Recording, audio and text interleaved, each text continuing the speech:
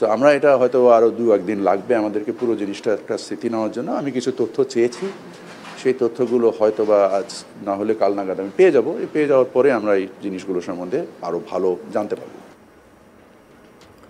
একই সঙ্গে তিনি বলেন, এই বিষয়ে ভারতের স্থলবন্দর ব্যবহার করে পণ্য আমদানি রপ্তানি স্থগিতের সিদ্ধান্ত অফিসিয়ালি এখনও জানানো হয়নি। আনুষ্ঠানিকভাবে জানলে আমরা ব্যবস্থা নেব। এই সিদ্ধান্তের কথা ভারতীয় ওয়েবসাইটে বলা হয়েছে। সেটা আনুষ্ঠানিকভাবে জানানো হলে দুই দেশ মিলে আলোচনা করে সিদ্ধান্ত নেওয়া হবে। বাংলাদেশের বাণিজ্য উপদেষ্টা শেখ বশির উদ্দিন আর কি জানিয়েছেন শুনব। প্রয়োজনে সকল কিছুই করব, যত কিছুই আছে সকল কিছুই, মানে উইচ ইজ আমরা এখনো অফিসিয়ালি পাইনি যেটা, আমাদেরকে অফিসিয়ালি জানানো হয়। আমরা সোশ্যাল মিডিয়াতে দেখেছি, আমাদের কপি এসছে আর যেটা আপনাদের কাছেও এসছে।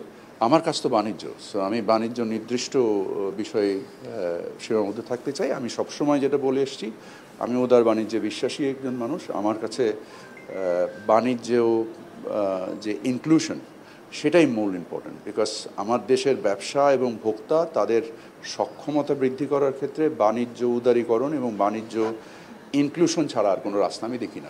আমি এর বাইরে কিছু জানি না। বাণিজ্য বৃদ্ধি করবো, দ্বিপক্ষীয় সম্পর্ক উন্নয়ন করবো, অবশ্যই করতে চাই। সেক্ষেত্রে উল্টা কাজ হচ্ছে এখন। আমরা এই জিনিসগুলোই আলোচনায় নিয়ে আসবো এবং আপনারা নিশ্চয়ই জানেন যে ভারতের সাথে আমাদের যে বাণিজ্য, সেটা ভারতের দিকেই মানে অধিক ভারী।